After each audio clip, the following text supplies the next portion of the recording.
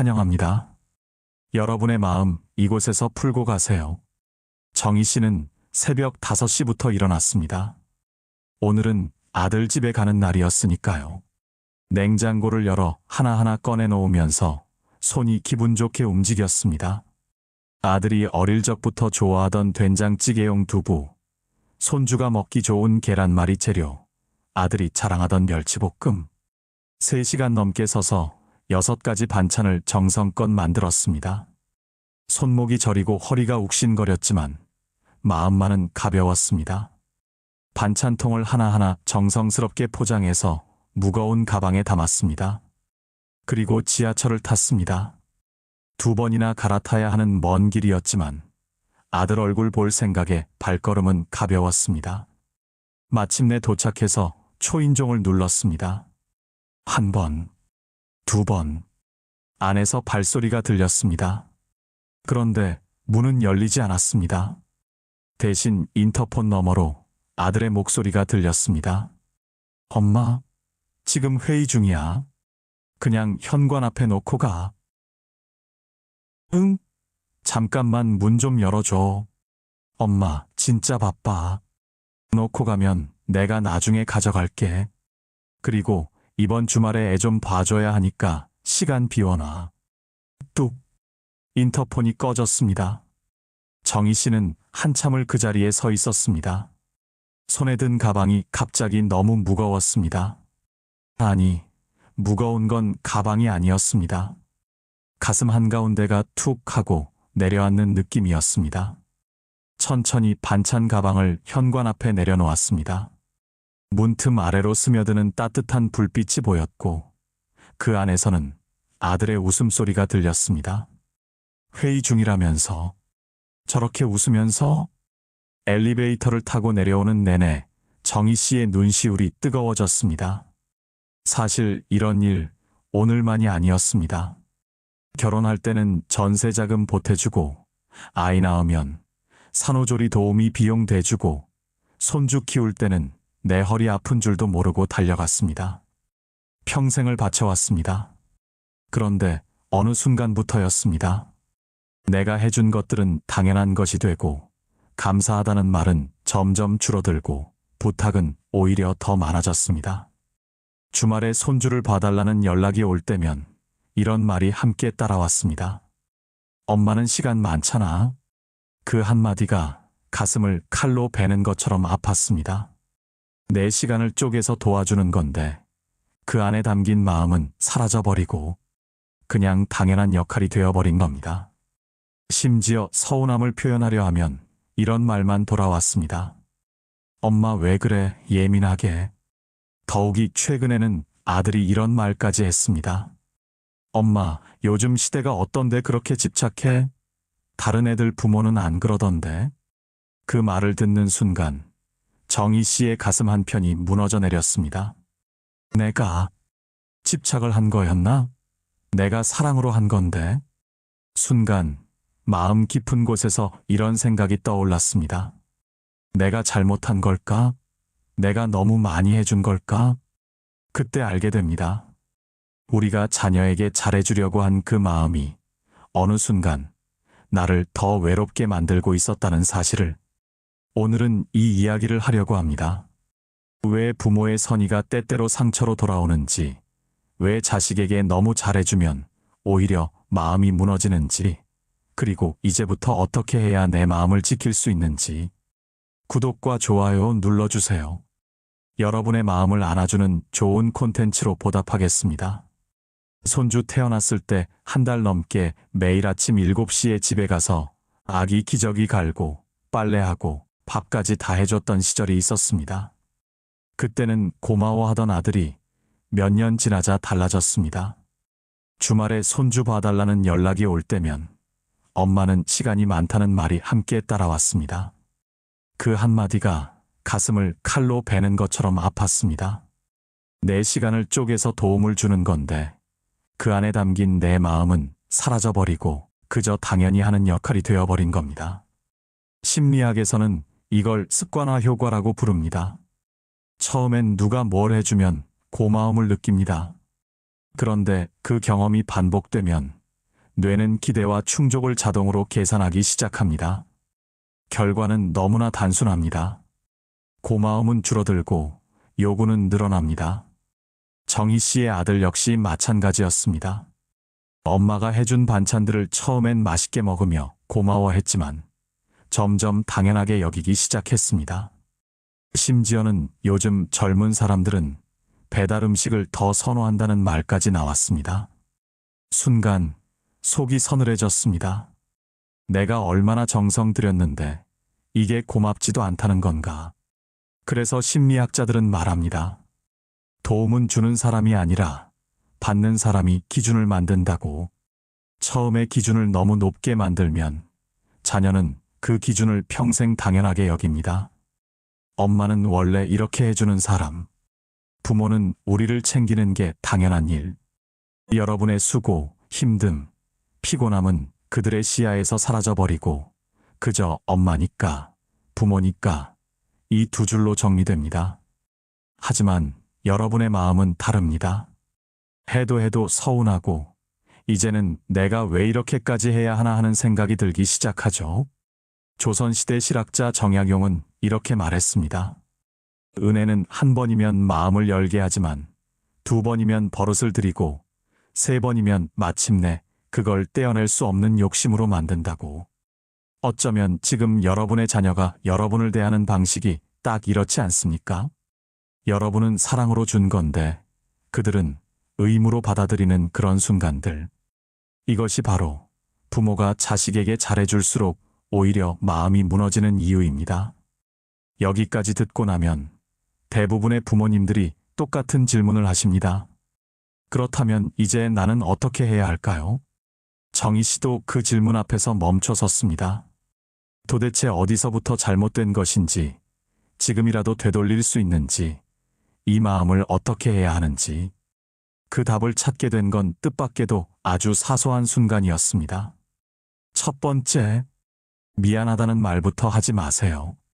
어느 날 아들에게서 주말에 손주를 봐달라는 전화가 왔습니다. 정희 씨는 그 주 토요일에 오래전부터 약속된 친구 모임이 있었습니다. 1년에 한 번 만나는 소중한 친구들이었죠. 예전 같았으면 미안하다는 말을 먼저 꺼내며 약속을 취소했을 겁니다. 하지만 그날은 달랐습니다. 정희 씨는 잠시 숨을 고르고 조용히 말했습니다. 이번 주말은 일정이 있어서 어렵다고. 아들은 무슨 일정이냐고 물었고 친구들 만난다는 대답에 그런 건 다음에 만나면 되지 않느냐고 했습니다. 그 순간 정희 씨는 깨달았습니다. 내가 평생 미안하다는 말을 달고 살았구나. 내 시간보다 자녀 시간이 더 중요하다고, 내 약속보다 자녀 일정이 더 우선이라고 그렇게 스스로에게 말해왔구나. 그래서 이번엔 단호하게 말했습니다. 나도 내 시간이 소중하다고. 전화를 끊고 나서 손이 떨렸습니다. 혹시 아들이 섭섭해하지 않을까? 혹시 나를 이기적인 엄마라고 생각하지 않을까? 하지만 놀랍게도 다음 날 아들에게서 메시지가 왔습니다. 어제는 자기가 좀 그랬다며 친구들 만남 즐겁게 다녀오라는 내용이었습니다. 그 짧은 문자 하나에 정희 씨는 깨달았습니다. 미안하다는 말은 나를 낮추면서 자녀에게 부모는 항상 양보하는 사람이라는 잘못된 신호를 보내는 말이었습니다. 영국 런던 대학교 행동심리연구소의 실험이 있습니다. 이 연구팀은 부모 50명을 두 그룹으로 나누어 자녀의 부탁을 거절하는 방식을 달리하게 했습니다. 한 그룹은 미안하다며 어렵다고 말하게 했고, 다른 그룹은 미안함 없이 다른 일정이 있어서 어렵다고만 말하게 했습니다. 2달 뒤 자녀들의 반응을 분석했더니 놀라운 결과가 나왔습니다. 미안해하며 거절한 부모의 자녀들은 부모가 미안해하니까 나중엔 해줄 거라고 생각했고 거절에 대한 불만이 더 컸습니다. 반면 미안함 없이 담담하게 거절한 부모의 자녀들은 부모도 자기 삶이 있다고 받아들였고 오히려 부모에 대한 존중도가 높아졌습니다. 연구진은 이렇게 결론지었습니다. 미안하다는 말은 거절을 부드럽게 하는 것이 아니라 자신의 선택을 정당화하지 못하는 약함을 드러내는 것이라고. 즉, 미안하다 없이 당당하게 거절하는 부모를 자녀는 오히려 더 존중합니다. 여러분의 시간은 자녀의 시간보다 덜 중요하지 않습니다. 여러분의 약속도 자녀의 부탁보다 덜 소중하지 않습니다. 그러니 이제는 미안하지만이라는 말 없이 담담하게 말하셔도 됩니다. 이번엔 내가 일정이 있어. 지금은 내가 쉬어야 할 시간이야. 이번 주는 어렵다. 이 한마디면 충분합니다. 여기에 미안함을 덧붙일 필요가 없습니다. 여러분은 평생 미안해하며 살아오셨습니다. 이제는 당당하게 여러분의 삶을 사셔도 됩니다. 두 번째, 자녀의 문제를 대신 해결하지 마세요. 몇 년 전 일이었습니다. 아들이 급하게 전화를 걸어왔습니다. 회사 프레젠테이션이 내일인데 아이가 갑자기 열이 나서 어린이집에 못 간다며 어떡하냐고 했습니다. 정희 씨는 그 목소리를 듣는 순간 가슴이 철렁 내려앉았습니다. 아들이 힘들어하는 걸 보면 자동으로 내가 뭘 해줘야 하나 라는 생각이 들었으니까요. 그래서 바로 가서 아이를 보겠다고 말했습니다. 그날 하루 손주 간호하느라 약 먹이고 미음 끓이고 밤새 열이 떨어지지 않아 꼬박 세웠습니다. 다음 날 아침 아들에게서 프레젠테이션 잘 끝났다는 고맙다는 연락이 왔습니다. 정희 씨는 뿌듯했습니다. 아들 도와줄 수 있어서 다행이라고. 그런데 한 달 뒤 똑같은 일이 또 일어났습니다. 아이가 또 아프다며 와달라는 전화였습니다. 이번엔 정희 씨가 몸이 안 좋았습니다. 감기 기운이 있어서 약을 먹고 쉬려던 참이었죠. 엄마도 오늘 좀 아프다고 했더니 아들은 자기가 진짜 큰일 났다며 회의가 중요하다고 했습니다. 결국 정희 씨는 그날도 갔습니다. 자신의 몸을 돌보지 못한 채로. 그리고 깨달았습니다. 내가 문제를 해결해 줄수록 아들은 스스로 해결할 생각을 안 하는구나. 미국 스탠퍼드 대학교의 발달심리 연구팀은 부모의 과도한 문제 해결이 자녀에게 미치는 영향을 연구했습니다. 연구진은 30대 성인 자녀 80명을 추적 조사했습니다. 부모가 문제를 자주 대신 해결해주는 그룹과 자녀 스스로 해결하도록 놔두는 그룹으로 나누어 10년간 관찰했습니다. 결과는 충격적이었습니다. 부모가 대신 해결해주는 그룹의 자녀들은 문제 해결 능력이 현저히 낮았고 스트레스 상황에서 부모에게 의존하는 비율이 3배나 높았으며 자신의 삶에 대한 책임감도 현저히 낮았습니다.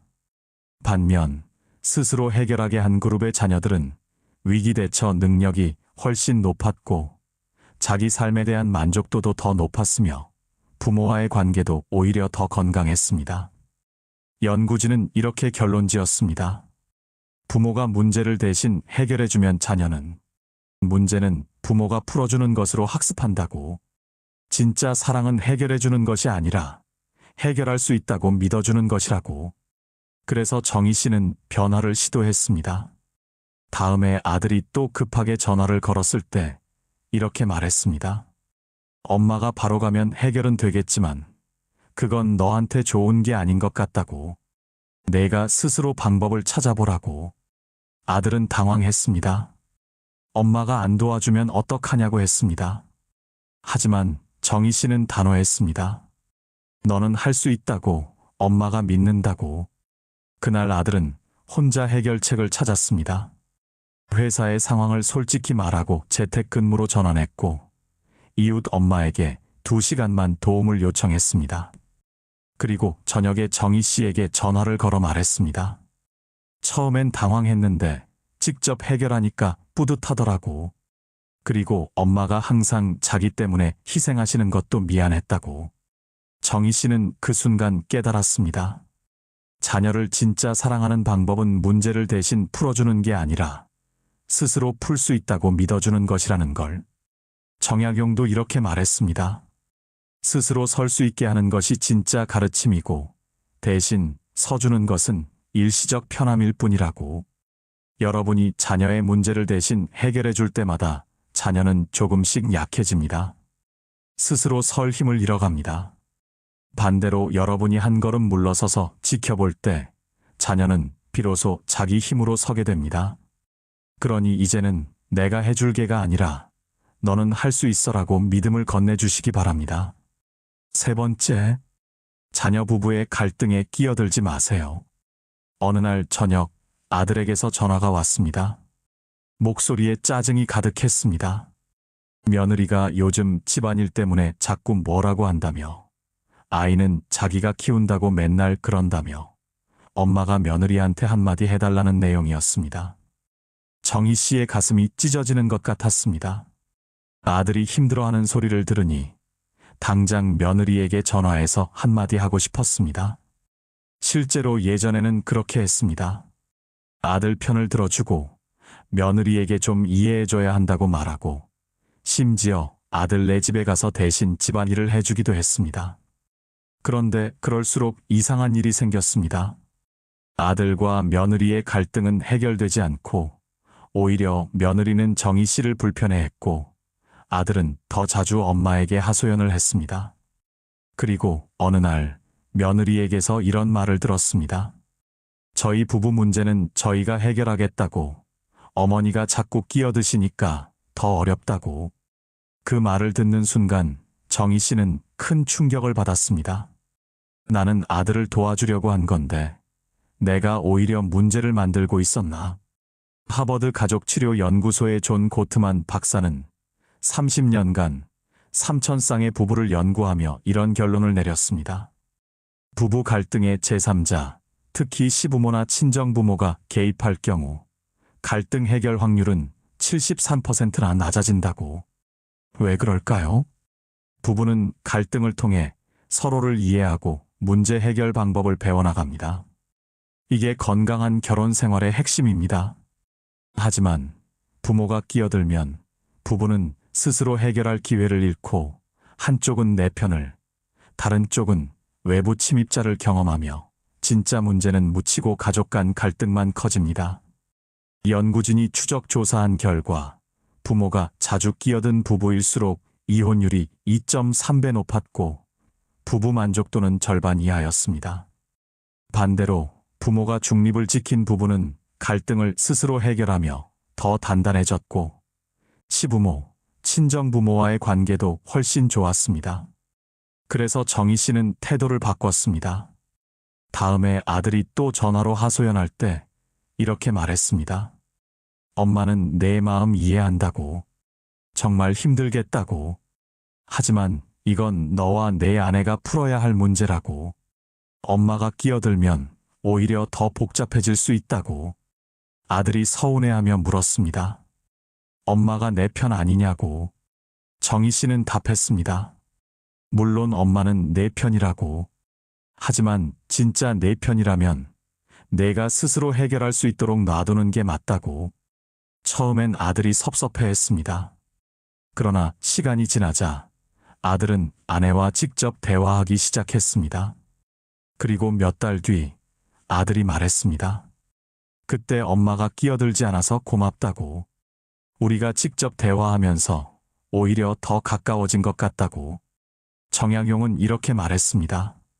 부부는 하나의 배와 같다고. 외부에서 방향을 바꾸려 하면 배는 기울고 스스로 방향을 찾게 하면 배는 바로 선다고. 여러분의 자녀는 이제 독립된 가정을 꾸린 어른입니다. 그들의 부부 문제는 그들이 풀어야 할 과제입니다. 여러분은 그저 아들의 마음을 들어주고 위로해주고 너는 할 수 있어라고 응원해주는 것으로 충분합니다. 직접 나서서 해결하려 하지 마세요. 그것이 진짜 자녀를 위하는 길입니다. 네 번째, 돈을 요구할 때 무조건 들어주지 마세요. 이건 정희 씨가 가장 힘들어했던 부분입니다. 아들이 35살이 되던 해 사업을 하겠다며 돈을 요구했습니다. 이번 기회 놓치면 평생 후회할 것 같다며 3천만 원만 빌려달라고, 나중에 꼭 갚겠다고 했습니다. 정희 씨는 고민했습니다. 그 돈은 자신의 노후 자금이었으니까요. 하지만 아들의 간절한 눈빛을 보니 차마 거절할 수가 없었습니다. 결국 돈을 내주었습니다. 그런데 그 후로 아들의 태도가 달라졌습니다. 사업은 잘 안 풀렸고 갚겠다던 약속은 점점 미뤄졌으며 심지어 엄마가 좀 더 도와줘야 하는 거 아니냐는 말까지 나왔습니다. 더욱 충격적이었던 건 아들이 그 돈을 엄마가 투자한 거라고 생각하기 시작한 거였습니다. 엄마가 내 사업에 투자했으니까 성공하면 당연히 나눠야 한다고. 실패하면요? 투자는 원래 위험한 거라고. 정희 씨는 그 순간 깨달았습니다. 내가 돈을 주면서 경계를 허물어 버렸구나. 서울대학교 가족경제학 연구팀은 성인 자녀에게 경제적 지원을 하는 부모 200명을 5년간 추적 조사했습니다. 결과는 충격적이었습니다. 무조건적으로 돈을 지원한 부모의 경우 자녀의 경제적 독립 시기가 평균 7년 이상 늦어졌고 자녀가 부모를 돈 주는 사람으로 인식하는 비율이 68%였으며 부모, 자녀 관계 만족도가 계속 하락했습니다. 반면 명확한 조건과 한계를 정한 부모의 경우 자녀의 책임감이 3배 높았고 부모에 대한 감사와 존중이 오히려 증가했으며 경제적으로도 더 빨리 독립했습니다. 연구진은 이렇게 결론지었습니다. 무조건적인 경제적 지원은 사랑이 아니라 의존을 만든다고. 진짜 사랑은 자녀가 스스로 설 수 있게 경계를 만들어주는 것이라고. 정희 씨는 용기를 냈습니다. 다음에 아들이 또 돈을 요구했을 때 이렇게 말했습니다. 엄마도 이제 노후를 준비해야 한다고. 이번엔 도와줄 수 없다고. 아들이 화를 냈습니다. 나 진짜 급한데 엄마가 날 버리는 거냐고. 하지만 정희 씨는 흔들리지 않았습니다. 버리는 게 아니라고. 엄마는 내가 스스로 해결할 수 있다고 믿는다고. 그리고 엄마도 내 삶을 살아야 한다고. 그날 이후 아들은 한동안 연락이 뜸했습니다. 하지만 6개월 뒤 아들에게서 전화가 왔습니다. 미안하다고. 그때 화내서 엄마 말이 맞았다고. 내가 너무 엄마한테만 기댔던 것 같다고. 이번엔 진짜 내 힘으로 해봤는데 할 수 있더라고. 정희 씨는 그 순간 깨달았습니다. 돈을 거절한 것이 아들을 멀어지게 한 게 아니라 오히려 아들을 더 단단하게 만들었다는 것을. 정약용은 이렇게 말했습니다. 재물은 쌓아두는 것이 아니라 흐르게 하는 것이라고. 하지만 그 흐름에도 방향이 있어야 한다고. 여러분의 돈은 여러분의 노후를 위한 것입니다. 자녀가 아무리 간절해도 여러분의 노후 자금까지 내어줄 필요는 없습니다. 명확한 경계를 만드는 것이 진짜 사랑입니다. 5번째, 명절 때마다 집을 내주지 마세요. 정희 씨에겐 오랫동안 지켜온 습관이 있었습니다. 명절만 되면 자기 집에서 온 가족이 모이는 것. 추석, 설날은 물론이고 아들 생일, 며느리 생일, 손주 생일까지 크고 작은 가족 행사는 모두 정희 씨 집에서 열렸습니다. 정희 씨는 일주일 전부터 준비했습니다. 집안 대청소하고 이불 빨고 음식 장 보고 당일에는 새벽부터 일어나 음식을 만들었습니다. 명절이 끝나면 몸은 파김치가 되고 설거지 산더미는 혼자 처리하고 다음 날은 꼬박 누워 있어야 했습니다. 그런데 가족들은 엄마 집이 제일 편하다고 했습니다. 역시 친정집이 최고라고. 처음엔 뿌듯했습니다. 애들이 좋아하니까 괜찮다고 생각했습니다. 하지만 70대에 접어들면서 몸이 예전 같지 않았습니다. 무릎도 아프고 허리도 자주 삐걱거렸습니다. 어느 해 추석, 정희 씨는 명절 준비를 하다가 주방 바닥에 주저앉아 한참을 울었습니다. 나는 언제까지 이렇게 살아야 하지? 나도 쉬고 싶은데. 그때 깨달았습니다. 내 집을 내주는 것이 효도를 받는 것이 아니라 오히려 나를 더 지치게 만들고 있다는 것을. 일본 도쿄대학 노년심리연구팀은 흥미로운 연구를 진행했습니다. 60대 이상 부모 200명을 대상으로 명절을 보내는 방식과 스트레스 지수를 측정했습니다. 자기 집에서 가족을 초대하는 부모들의 스트레스 지수는 명절 전후로 평소의 3배나 높아졌습니다. 심지어 명절 후 2주간 우울감을 호소하는 비율도 가장 높았습니다. 반면 자녀 집을 방문하거나 외부 식당에서 만나는 부모들은 스트레스 지수가 오히려 평소보다 낮았고 가족에 대한 만족도는 2배 높았습니다. 연구진은 이렇게 분석했습니다. 노년의 부모가 집을 내어주면 가족 모임의 주인이 아니라 집주인 겸 요리사가 된다고. 반면 다른 장소에서 만나면 부모는 순수하게 가족과의 시간을 즐길 수 있다고.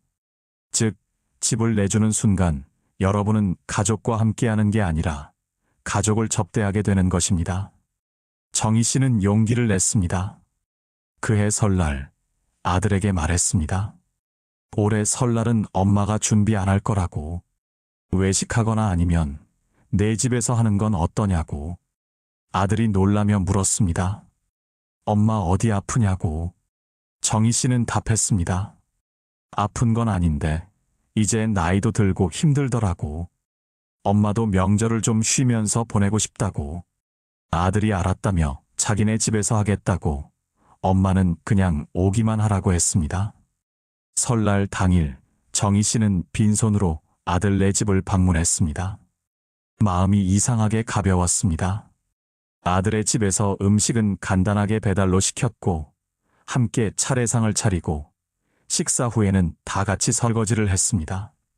그리고 그날 오후 정희 씨는 평생 처음으로 명절날 손주와 여유롭게 놀아줄 수 있었습니다. 준비와 뒷정리에 치여서가 아니라 순수하게 가족과 함께하는 시간이었습니다. 집에 돌아오는 길 몸은 전혀 피곤하지 않았습니다. 오히려 마음이 따뜻했습니다. 정약용은 이렇게 말했습니다.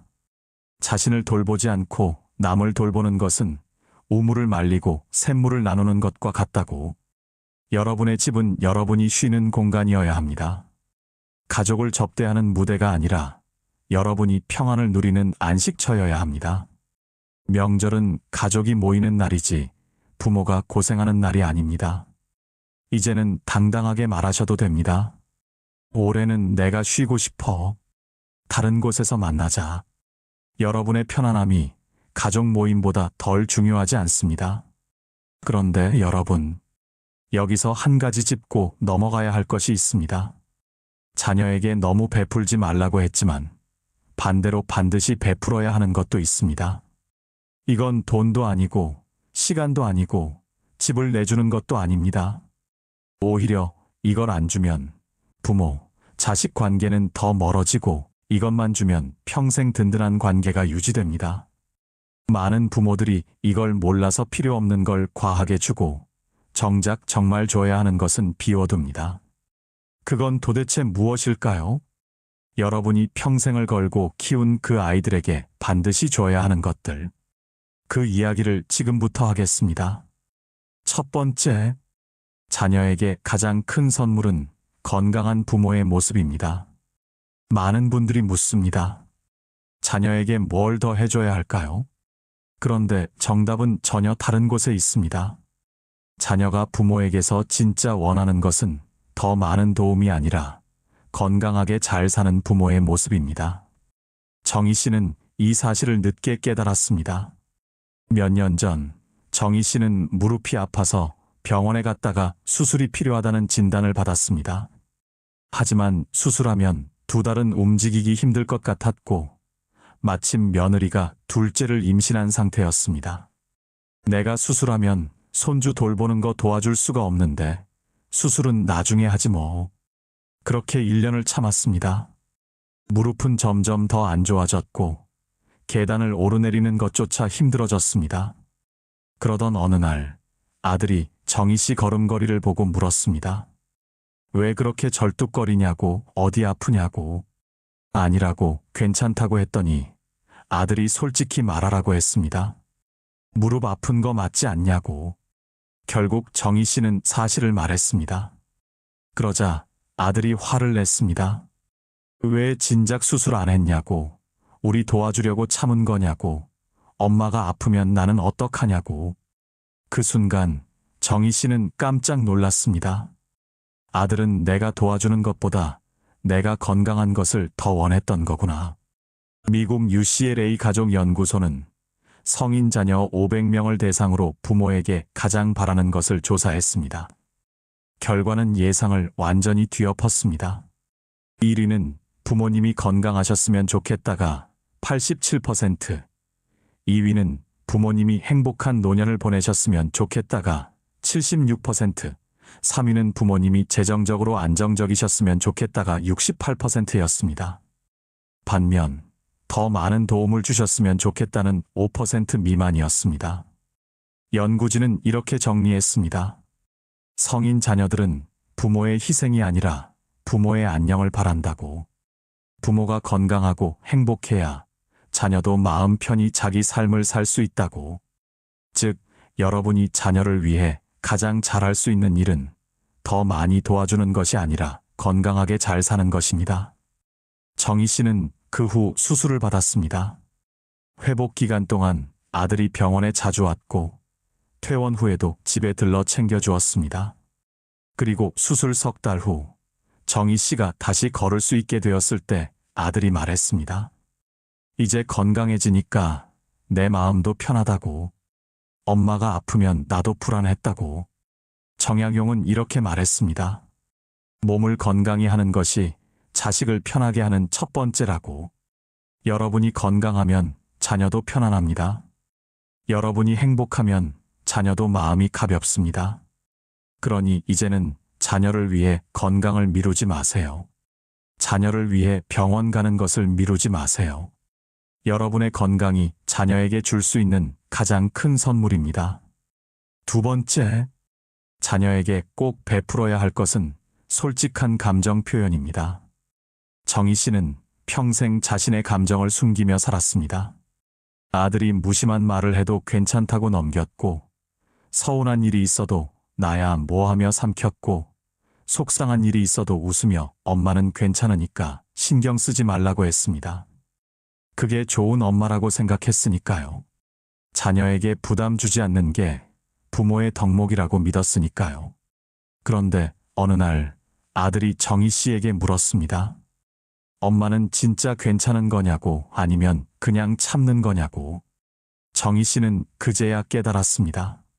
내가 감정을 숨길 때마다 아들은 나를 이해할 기회를 잃었고 나는 점점 더 외로워졌다는 것을. 하버드 의과대학 정신건강연구팀은 부모, 자녀 간 감정 표현에 관한 연구를 진행했습니다. 연구진은 60대 이상 부모 100명을 두 그룹으로 나누었습니다. 서운한 감정을 참고 표현하지 않는 부모와 서운한 감정을 부드럽게 표현하는 부모로. 6개월 후 결과를 분석했더니 감정을 참는 부모들은 우울감 지수가 2배나 높았고 자녀와의 관계 만족도가 계속 떨어졌으며 자녀가 나를 이해하지 못한다는 응답이 78%였습니다. 반면 감정을 표현하는 부모들은 정서적 안정감이 높았고 자녀와의 소통이 오히려 늘었으며 자녀가 나를 더 이해하게 됐다는 응답이 82%였습니다.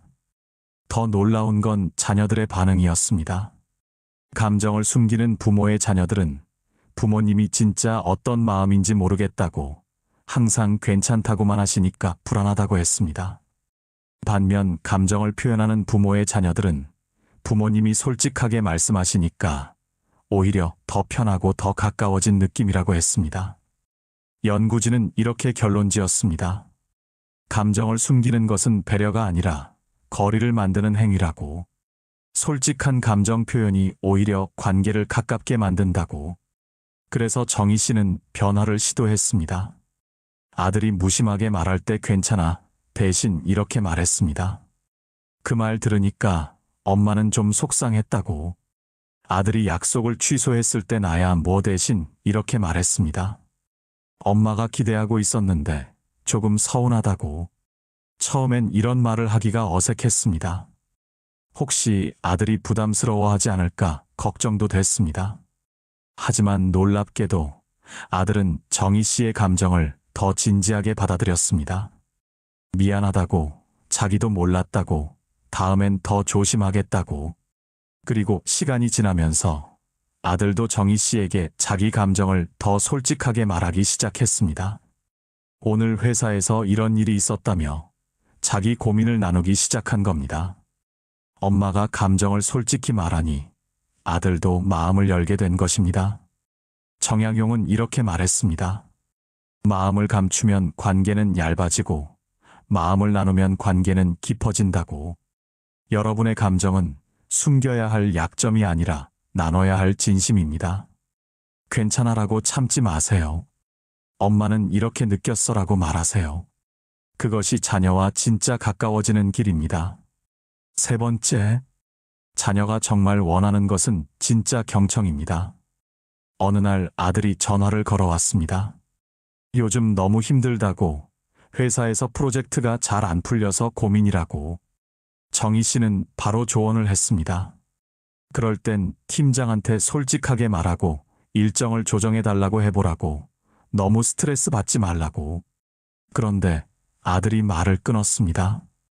엄마 그게 아니라고, 됐다고, 바빠서 끊겠다고. 뚝.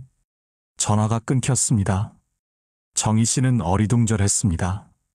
좋은 조언을 해주려고 했는데 왜 화가 난 거지? 며칠 후 아들에게서 문자가 왔습니다. 저번에 미안하다고. 그런데 엄마, 나는 그냥 내 얘기를 들어주면 좋겠다고. 조언이 필요한 게 아니라 그냥 들어줬으면 좋겠다고.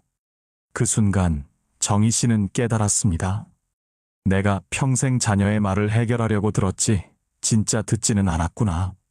예일대학교 심리학과는 부모, 자녀 간 대화 유형을 분석했습니다. 연구진은 부모 80명의 대화를 녹음해 분석했는데 놀라운 사실을 발견했습니다. 자녀가 고민을 말할 때 부모가 끝까지 듣는 경우는 23%에 불과했습니다. 부모가 중간에 조언하는 경우가 61%, 부모가 주제를 바꾸는 경우가 16%였습니다. 즉, 10번 중 8번은 부모가 자녀의 말을 끝까지 듣지 않았습니다. 그리고 자녀들의 반응을 추적했더니 조언을 받은 자녀들은 부모님이 내 얘기를 들어주지 않는다는 응답이 74%, 다음에 또 얘기하고 싶다는 응답이 31%였습니다. 반면 끝까지 들어준 부모의 자녀들은 부모님이 나를 이해해준다는 응답이 89%, 다음에 또 얘기하고 싶다는 응답이 91%였습니다. 연구진은 이렇게 정리했습니다. 자녀는 조언자가 아니라 청자를 원한다고. 부모가 듣기만 해도 자녀는 위로받는다고. 그래서 정희 씨는 연습했습니다. 다음에 아들이 고민을 말할 때 조언하고 싶은 마음을 꾹 참고 그냥 들었습니다. 요즘 애 키우는 게 너무 힘들다는 아들의 말에 그렇구나, 힘들었겠다고만 했습니다. 애가 자꾸 떼를 쓰는데 자기가 잘못 키우는 건가 싶다는 말에 내가 그런 마음이 들었구나고만 했습니다. 그렇게 그냥 들어주고 공감만 했더니 아들이 스스로 말을 이었습니다. 그래도 오늘 애가 자기한테 안기면서 아빠 사랑해라고 하더라고. 그 순간 울컥했다고. 그래서 다시 힘내야겠다는 생각이 들었다고. 얘기 들어줘서 고맙다고. 정희 씨는 그제야 알았습니다. 자녀는 해결책을 원하는 게 아니라 자기 마음을 알아줄 사람을 원했던 것을. 정약용도 이렇게 말했습니다. 말을 듣는 것은 귀로 하는 게 아니라 마음으로 하는 것이라고. 이제는 조언하지 마세요. 판단하지 마세요. 해결하려 하지 마세요. 그냥 들어주세요. 공감해주세요. 그랬구나 라고 말해주세요. 그것만으로도 자녀는 충분한 위로를 받습니다. 네 번째, 자녀에게 줘야 할 마지막 선물은 실패를 지켜보는 용기입니다. 정희 씨의 아들이 30대 후반에 회사를 그만두고 창업을 하겠다고 했습니다. 정희 씨는 깜짝 놀랐습니다. 안정적인 직장을 두고 위험한 선택을 하다니. 지금 나이에 그런 모험은 위험하다고 회사 다니면서 천천히 준비하는 게 어떠냐고 말했습니다. 하지만 아들은 이거 하고 싶다고, 지금 아니면 못할 것 같다고 했습니다. 정희 씨는 밤잠을 설쳤습니다. 혹시 아들이 실패하면 어쩌나, 가정 경제가 흔들리면 어쩌나. 그래서 계속 말렸습니다. 조언하고 걱정하고 만류했습니다. 하지만 아들은 결국 창업을 했습니다. 그리고 정희 씨의 걱정대로 처음 1년은 정말 힘들었습니다. 고객도 없고 수입도 없고 저축을 깨먹으며 버티는 시간이었습니다. 아들이 전화할 때마다 정희 씨는 그러니까 내가 뭐라고 했냐고 이제라도 다시 취업하는 게 어떠냐고 말했습니다. 그러자 아들이 말했습니다. 자기가 지금 제일 힘든 게 실패 그 자체가 아니라 엄마가 내가 말했잖아라고 하는 거라고. 엄마가 날 믿어주지 않으면 나는 어디 기댈 곳이 없다고. 그 말을 듣는 순간 정희 씨의 가슴이 철렁 내려앉았습니다. 내가 아들을 보호하려다가 오히려 더 외롭게 만들었구나. MIT 심리학 연구소는 부모의 태도가 자녀의 실패 극복에 미치는 영향을 연구했습니다. 연구진은 사업이나 프로젝트에서 실패를 경험한 30대에서 40대 성인 150명을 추적했습니다. 그리고 부모의 반응을 3가지로 분류했습니다. 내가 말했잖아. 이제 그만두고 안전한 길로 가라고 한 부모. 힘들겠다 하지만 내가 선택한 거니까 계속해보라고 한 부모. 괜찮아. 실패는 누구나 하는 거라고. 나는 내 편이라고 한 부모. 2년 후 결과를 추적했더니 첫 번째 부모를 둔 자녀는 64%가 포기하고 다른 길을 선택했으며 우울감과 자기 효능감이 저하됐고 부모에 대한 원망 감정이 증가했습니다. 두 번째 부모를 둔 자녀는 48%가 재도전하여 성공했고 자기 결정에 대한 책임감이 증가했습니다. 세 번째 부모를 둔 자녀는 73%가 재도전하여 성공했고 실패를 학습 기회로 전환했으며 부모와의 관계가 오히려 더 돈독해졌습니다. 연구진은 이렇게 결론지었습니다. 부모가 실패를 비난하면 자녀는 2번 무너진다고. 실패 자체와 부모의 실망이라는 이중 고통을 겪는다고. 반대로 부모가 실패를 지켜봐주면 자녀는 다시 일어설 힘을 얻는다고. 정희 씨는 태도를 바꿨습니다. 다음에 아들이 힘들다고 전화했을 때 이렇게 말했습니다. 엄마가 계속 걱정만 해서 미안하다고. 내가 선택한 길이니까 엄마는 그냥 응원하겠다고. 언제든 힘들면 엄마한테 기대라고. 아들이 잠시 말이 없다가 조용히 말했습니다. 엄마 고맙다고.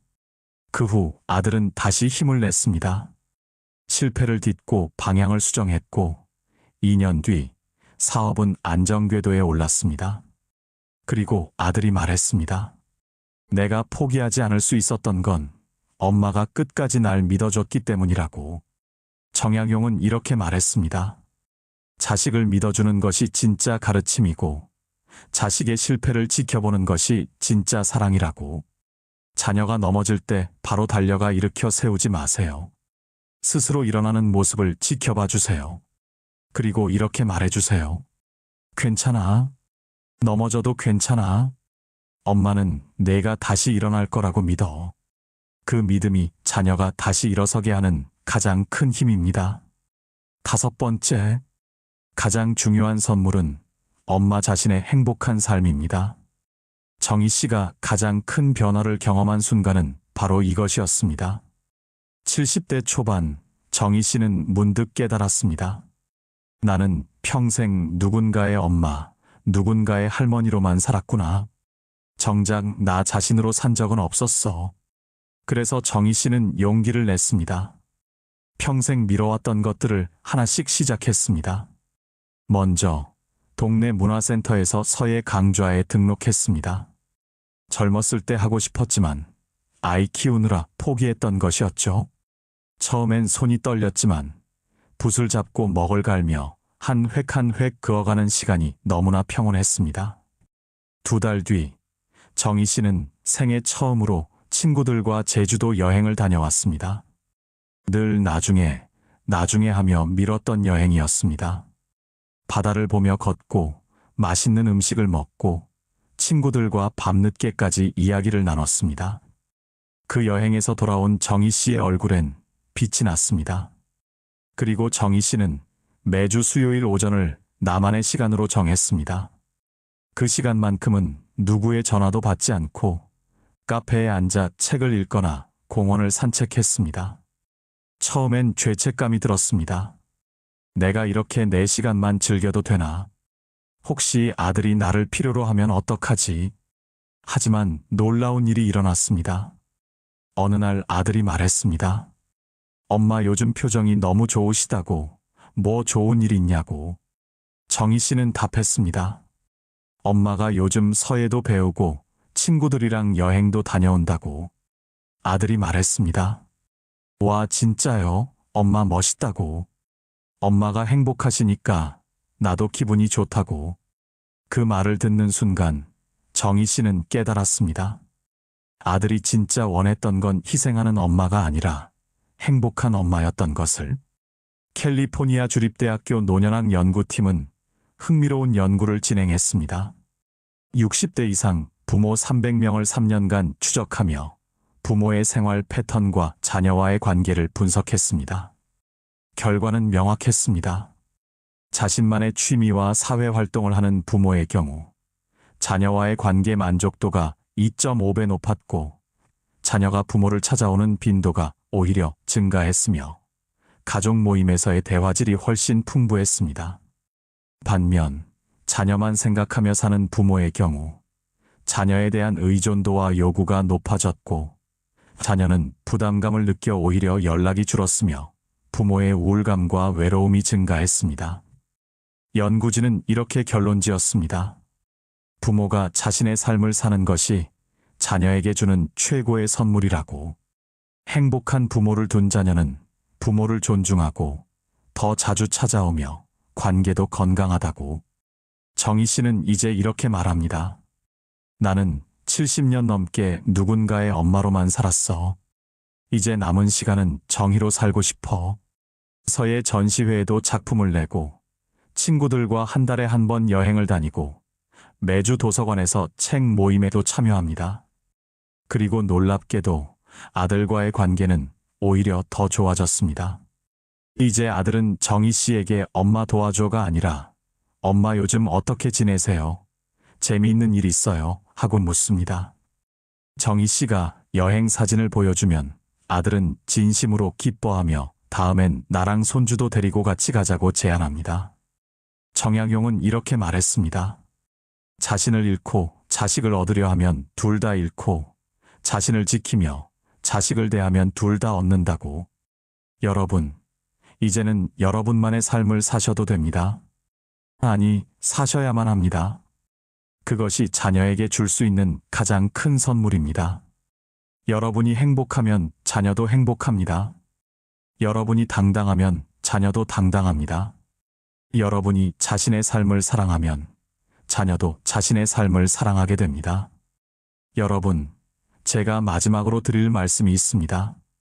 평생 누군가의 부모로 살며 마음 한쪽을 늘 접어두고 살아오셨지요. 기쁜 날에도 아픈 날에도 내가 잘해야 한다는 생각 때문에 스스로에게 한 번도 따뜻하게 말해주지 못한 순간들, 그 시간들이 얼마나 길고 얼마나 외로웠을지 저는 압니다. 그래서 오늘 이 말 하나만은 꼭 받아가셨으면 합니다. 당신, 그동안 정말 고생 많았습니다. 정말로요. 말로 다 하지 못할 세월들을 묵묵히 견디신 것, 그 자체로 이미 위대한 삶이었습니다. 그리고 이제는 누구의 부모로서가 아니라 오롯이 당신 자신의 삶으로 남은 시간을 채우셔도 됩니다. 앞으로의 길은 누구를 위한 보람이 아니라 당신만의 기쁨, 당신만의 평안, 당신만의 아름다움으로 채우셔도 괜찮습니다. 미안하다는 말 없이 당당하게 거절할 수 있는 부모, 자녀의 문제는 자녀가 풀게 하는 지혜로운 부모, 부부 갈등에 끼어들지 않는 현명한 부모, 돈의 경계를 만드는 단호한 부모, 명절에도 자기 평안을 지키는 용기 있는 부모, 그리고 건강을 먼저 챙기는 부모, 솔직한 감정을 나누는 부모, 진짜 경청할 줄 아는 부모, 실패를 지켜봐 줄 수 있는 부모, 무엇보다 자신의 삶을 행복하게 사는 부모. 이런 부모가 되는 것이 자녀에게 줄 수 있는 가장 큰 선물입니다. 여러분의 남은 인생이 그동안 미뤄두셨던 행복으로 조용히, 깊게, 그리고 아름답게 다시 피어나길 진심으로 바랍니다. 오늘 영상을 보며 여러분은 어떤 생각이 드셨나요? 여러분의 경험과 생각을 댓글로 나눠주세요. 여러분의 이야기가 누군가에게 큰 위로와 깨달음이 될 것입니다. 오늘도 끝까지 시청해주신 여러분께 깊은 감사를 드립니다. 오늘 영상이 도움이 되셨다면 소중한 분들께 공유해주시고 구독과 좋아요로 저를 응원해주세요. 여러분과의 소중한 연결이 저에게 큰 힘이 됩니다. 오늘도 행복한 하루 되세요. 이상으로 마음 풀고 가세요 였습니다.